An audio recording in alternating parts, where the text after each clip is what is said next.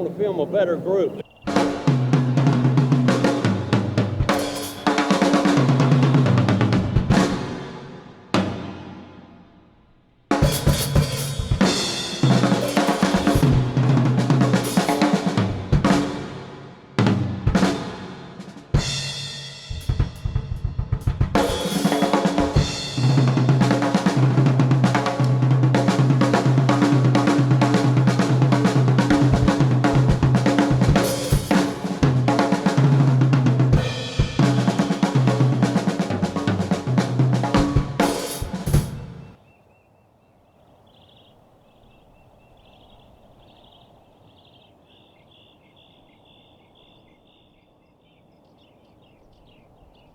The Fields Golf Club is located in LaGrange, Georgia, and was Mike Young's first design in 1989.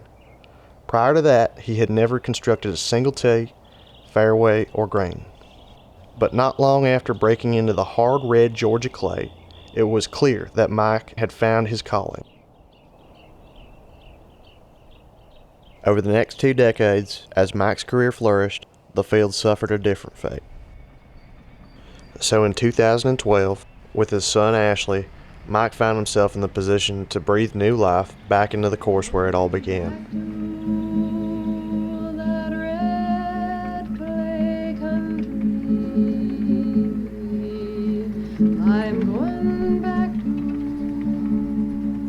Ashley Young was tasked with the day-to-day operations and has spent the subsequent 10 years and thousands of sunrises and sunsets pouring his heart into making the course not only a place to play, but a refuge for those who truly love the game. That's my home, boys. That's my home. But as the Youngs would say, it ain't a country club. It's a club in the country.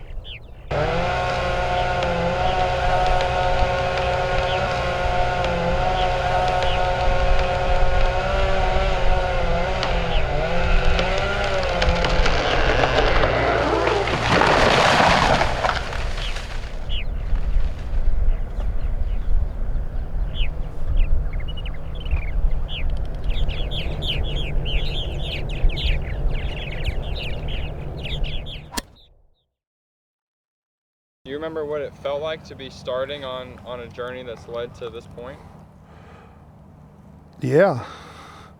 I'd been wanting to do it since I was 16 or 17, and I'd basically convinced these guys to let me do it, and it wasn't going to be much money, but it was what I wanted to do, and I sort of had an idea how I wanted to do it, and it's one of those things where it was probably better off that I didn't know what I was doing, because I didn't like a whole lot of what I was seeing that had been built.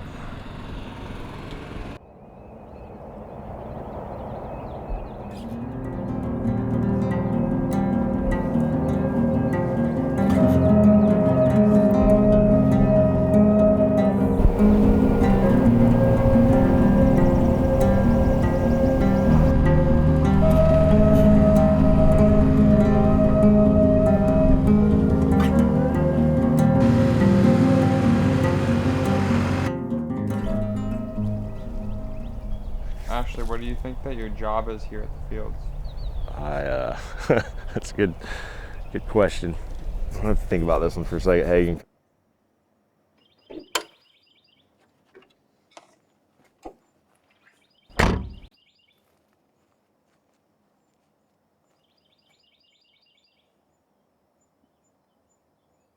How'd you meet Mike and Ashley? I met Mike through Golf Club Atlas because we just kind of had the same kind of mentality, and What mentality is that? just golf doesn't need to be too fancy or too extreme. It just, the more you work with the land and the more that you don't fuck with things, the better, because every piece of land is unique, right? And the things that we're trying to do and everything that we create, if you're a creative person, is to create something unique. So why would I fight something that's already unique to get something unique? Why wouldn't I just roll with it? Yeah. But my philosophy is probably try to keep it fairly simple as far as if you think about it, there's one thing we've got that's common with all these golf course designs, and that's a 4 1/4 inch cup. And after you get past that cup, everything else is opinion. And I might not like that guy's opinion, and he might not like mine. But it's not to say either one of them's wrong. It's just whoever's got a sense for what most people like is probably going to be the most successful.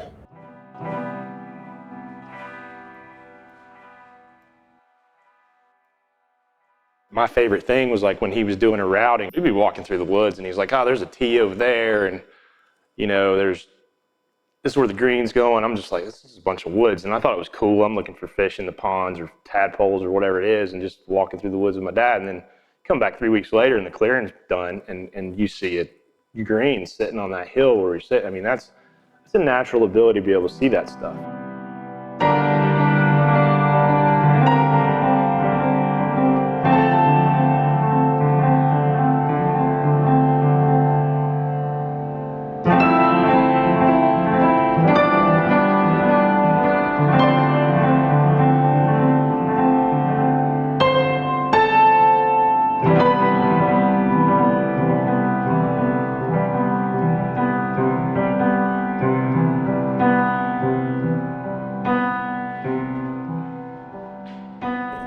You can take a golf course and build it from the inside out by finding the perfect routing and finding a great green site and put the stake there and just build it out.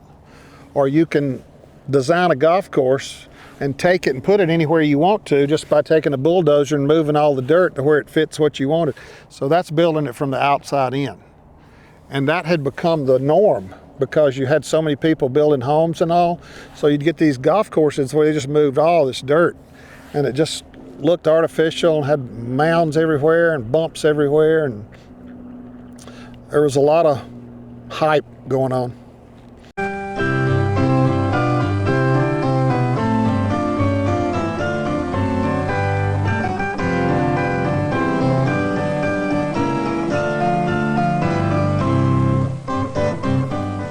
To some people, it may seem that golf is the only way to live. So be it. New housing developments are custom designed to the golfer's convenience. Fairways as your next door neighbor.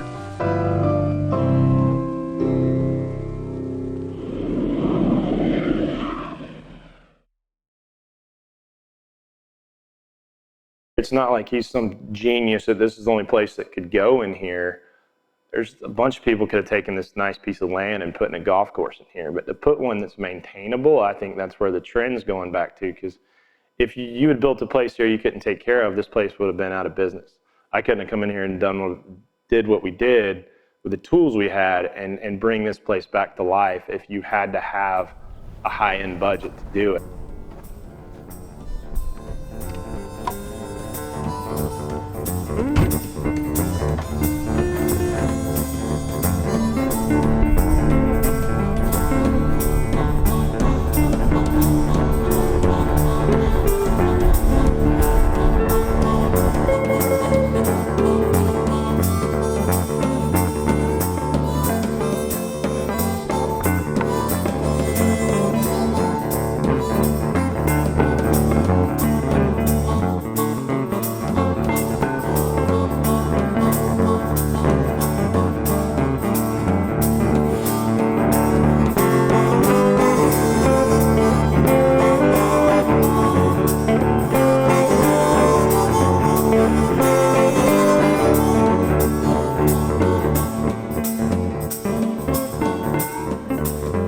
One thing people like about the place is that it's not perfect.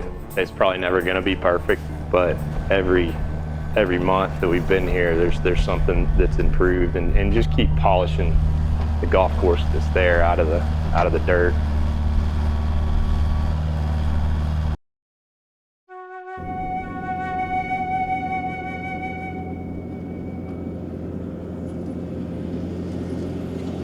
He's got people out here that have been here since the place opened and know this place better than any blueprint could print out. I love it out here, and I love my job, so that's why I work. Of course, I work for the money too, but I still work, you know, because I enjoy it. Shelby's been doing this a long time, and when I got here, it was her place. I mean, it's still her domain in there, and behind her counter. Like you don't go behind her counter. We butted heads at first, and frustrated each other for sure. And then I think once I saw her love for the place, and she saw that I was, you know, what I was doing, and I was right there with her. Like we gained a mutual respect, and I couldn't imagine this place without her being around. It seems like my family. I mean, if I wasn't here, I'd miss them awful. Hey Nelson, what are you doing? You mad at me or fussing at me? Oh, he's gonna hook to the other gang unit. You got to go help this guy. Yes. It's about damn time you're doing something. I'm always doing something. I never stop. I'm working when you out trying to play golf. What do you think about that? Hold a minute. How about you eliminate golf? You play golf Monday, off on Monday, Tuesday, Wednesday, Thursday, Friday. You work on the golf course. I work on the golf course enough because of you. Well, you got to put up with me. That's right. That's what you call a good relationship. I don't get mad. You should have taken the Kubota tractor instead of the John Deere. You know that. Hey, that John Deere heavy though with all that weight though. And I wouldn't have had to do all this extra work. Well, you gonna go help me and Zach punch the greens when we get the sod hole off? Nope. I need to call your wife, Carol. That's what I do. I know who run that show right there. That's funny. I told her what you said about the cake yesterday, so you're in trouble anyways. I can get out of that. She come play golf. I find her some golf balls or something. At the first day I was here at the fields, first week, maybe first few days, I walked out to 14, and it was like a waterbed trampoline out there on the front quadrant of the green. Looked like a big leak, and the front quadrant of the green was dead, diseased.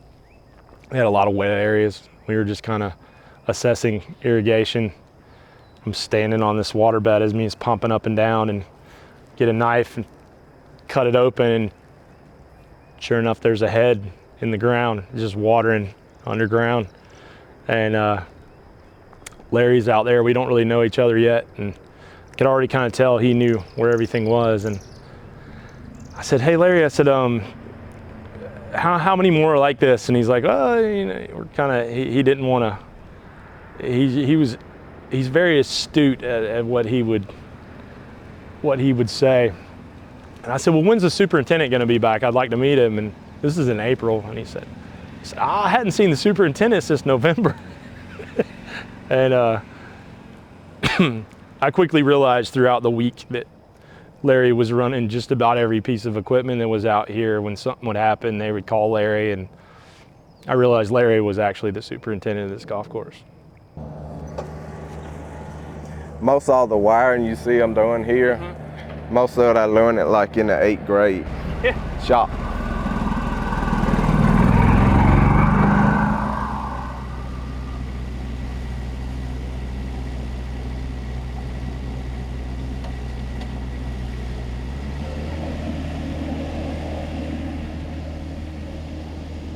Just like what you do. I just like working here, so I know when I get old it's going in. Told Ashley maybe I'll be the cart guy. I think a lot of golf courses like us, I don't, like, Larry is a super special human being, but I think there's a lot of Larrys out there in public golf. I've seen it a lot growing up and going around, that there's a person that has been there a while, they care, they take pride in it regardless of what the greens fee is. Like, they take pride in it. And you go to most places, you're gonna find somebody out there like a Larry if the golf course is worth its salt at all. If you don't have a good people, I don't care what you're putting on the grass, it's not gonna work out.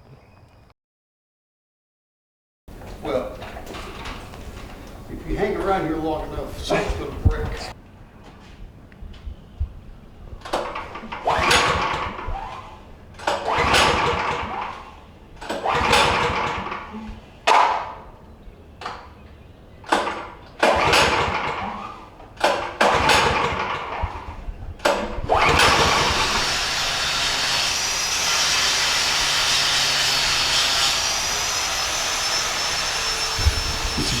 It's a good family environment. And then naturally kind of brings a lot of that to the table. He's about the easiest guy I've ever worked for. You know, it's just do what you gotta do, you know.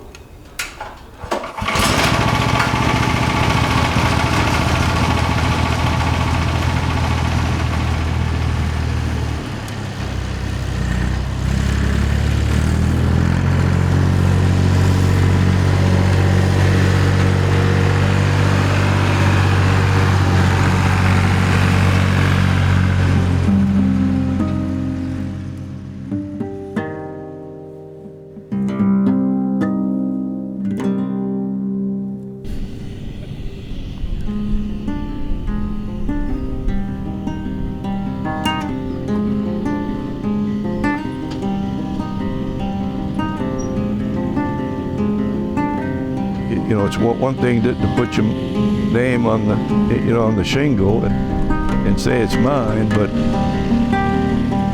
it's a daily grind, and that day is filled with only so many hours.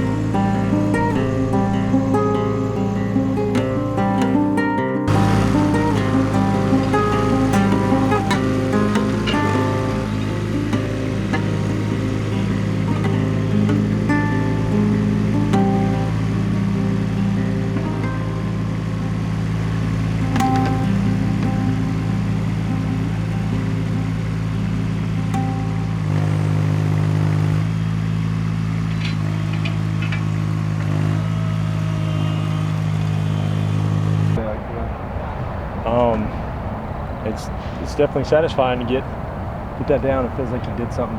Once it's locked in, you move on to the next thing. It was a frustrating morning with that leak, but got done. But now we got to do that 6 more times. 7 trailers. And there's a lot more places like this out there. And that's where most people play their golf. It's not at all those places you see on TV.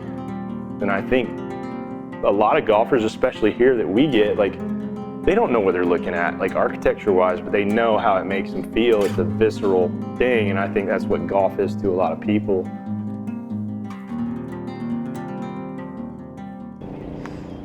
I'm still trying to think about what my answer is for what I do, but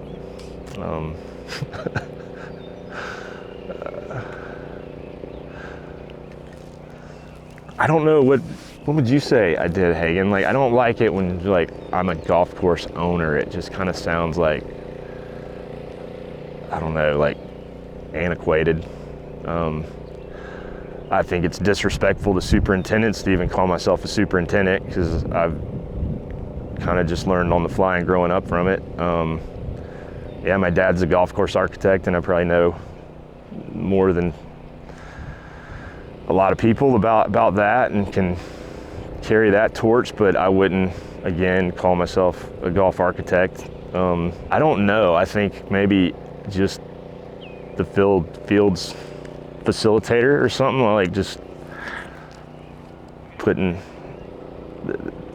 kind of the vision together and then finding people that can make that happen. So I have no clue what I do, really.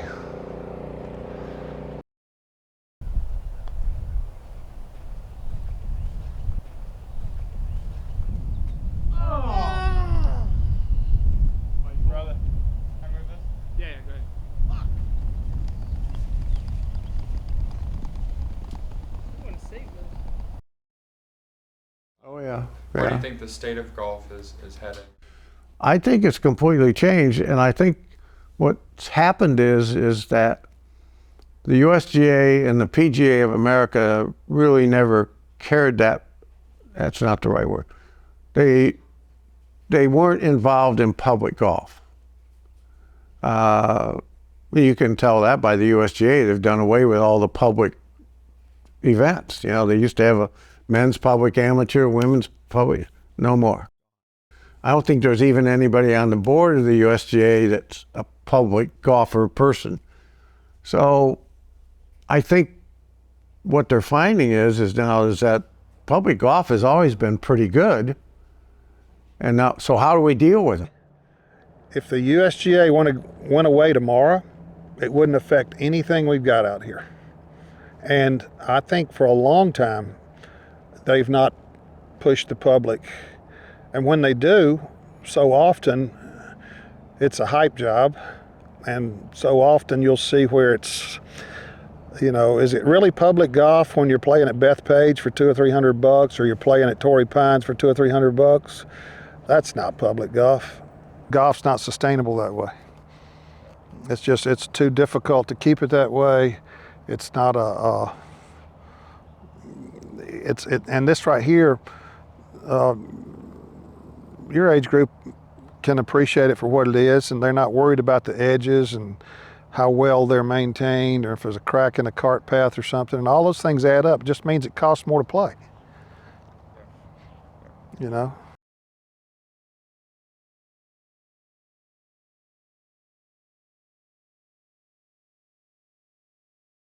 You know, the thing about it is aspirational golf is great, and we're filming this here in Augusta, you know, and 5 minutes from Augusta National, and it's a beautiful place, but in a lot of ways it's really messed up, golf and golf course architecture, because people see it and they want it, and they say, I want that at my club. Well, first off, they don't understand a few things. That golf course is only open 7.5 months a year. You can't have a golf course that's open year-round and that's in that condition anywhere really in the world. The other thing is economics plays no part in what they do at Augusta National. I mean, Bill Gates and Warren Buffett are among the membership, you know, a couple of the wealthiest guys in the world. So economics plays no part in what they do. Out in the real world, economics plays a big part, and what, you know, we do is if it's a club, if it's a daily fee golf course, and things just have to work.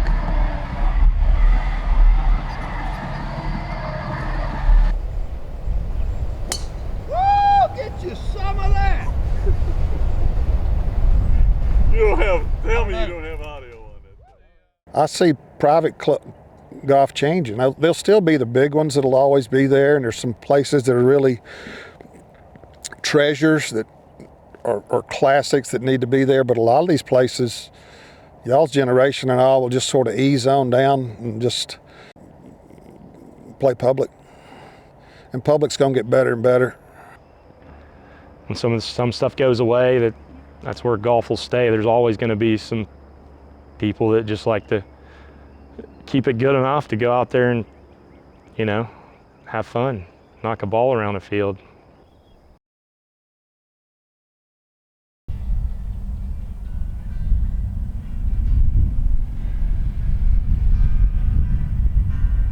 But I think public golf is really on the rise, you know. And I hope that's what they can do there, you know, Ashley and Mike, with the course there and looking. It's a good spot, you know. A little out of town, but it's a good spot, you know. Chociaż ja pajdu z tobою rjadą. If you want to get away, I z uma zwiedu z ciebie. it's the hideaway to get to. It's my hideaway for Ja sure. spaju ciebie, słuchaj piesnej tronu ja twaju duszu. La la la la la la la.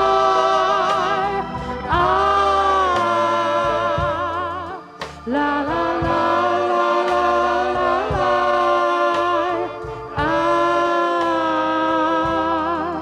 Chociaż ja spaju ciebie. pjesnej pronuja tvaju dušu. Chociaż stanu ja twojej cieniu, razarwulił bych ciebie zwienia. Chociaż budu żdać ciebie.